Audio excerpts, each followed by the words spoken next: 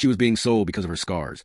A blind cowboy said she's the most beautiful. The desert moon hung low and pale over the ramshackle outpost of Rustwater Station, a settlement that thrived on trade, desperation, and secrets too ugly for the brighter worlds. Rustwater's market square bustled even at night, lit by the neon shimmer of alien stalls and the lanterns swinging from wooden beams. Spices from faraway planets mingled with the metallic scent of starship oil and the sour tang of sweat from settlers who had long given up bathing as a luxury. Tonight, however, the main attraction wasn't spices, weapons, or stolen tech. It was a sale.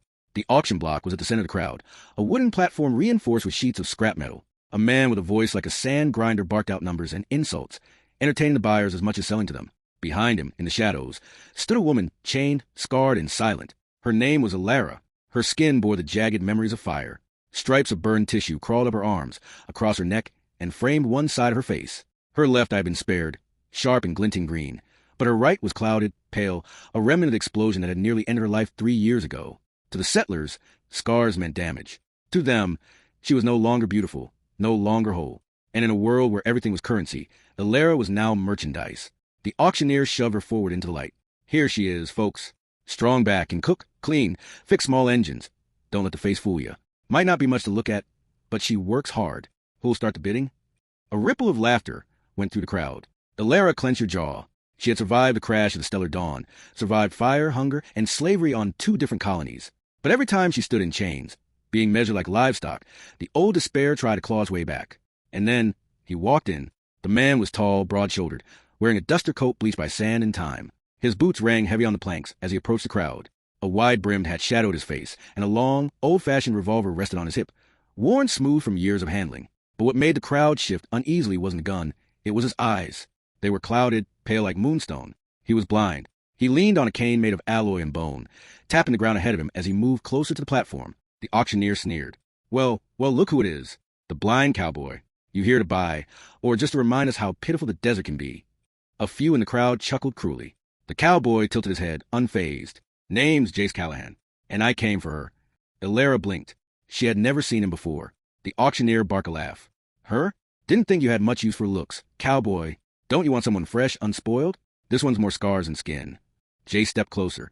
Though his eyes were pale and sightless, his face turned directly toward Alara's, as though he could see her more clearly than anyone else ever had. She's the most beautiful thing I've ever laid eyes on. The crowd went dead silent.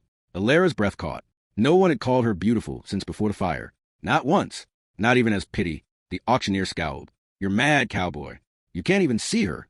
Jace's voice was calm, but it carried like thunder through the market. Don't need eyes to see a soul. And hers shines brighter than the desert sun. The bidding. The auctioneer, irritated but greedy, waved a hand. Fine then. Place your bid. We'll see how much the scrap of a woman is worth to you. 10 silver credits. Jace said simply. Murmurs broke out.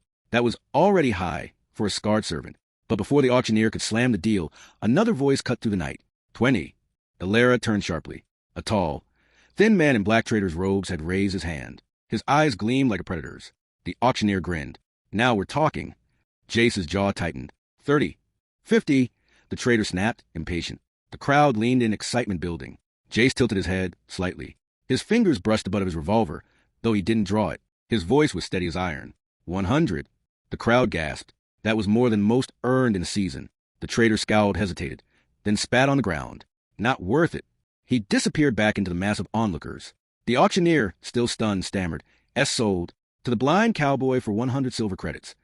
Chains rattled as Alara was shoved off the platform and into Jace's waiting hand. For the first time in years, someone wasn't taking her because she was cheap. Someone had chosen her because he saw her worth. The road. They left Rustwater Station that night, riding double on Jace's hoverbike across the desert plains. The engine purred, skimming over sand dunes glowing faintly under the twin moons. Alara clutched the seat, wary. Finally she asked, Why? Why did you buy me? Jace chuckled softly. Didn't buy you. Freed you. There's a difference. Her throat tightened. But my scars. Everyone else. He cut her off gently. I don't see scars. I hear your voice. I feel the way the air shifts when you stand tall instead of shrinking. You're alive. That's beauty. No one had ever spoken to her like that. But Alara was no fool. You spent 100 credits. You must want something from me. Jace was silent for a long moment, the wind tugging at his coat. Finally, he said, Help me find the Iron Vultures. Her stomach dropped. The Iron Vultures were a notorious gang of raiders who had burned colonies, stolen ships, and left survivors like her scarred for life. They were the ones who had shot down the Stellar Dawn. They're the reason I lost my sight, Jay said, voice like gravel. They're the reason you wear your scars. I've been tracking them for years. But I can't do it alone. Ilara's pulse quickened. Revenge had burned in her veins for years, but she had never dared chase it. Survival had taken everything. Why me? She whispered. Because you've already faced a fire and lived. Jay said simply, that makes you stronger than anyone else I could ride with. The hunt, over the next weeks, they tracked rumors across the Badlands. Ilara discovered Jace's blindness was less a weakness than most assumed. He listened to the desert the way others read maps. Wind shifts told him distance. The crunch of pebbles told him weight. The faintest whir of engines carried to his ears long before sighted scouts noticed.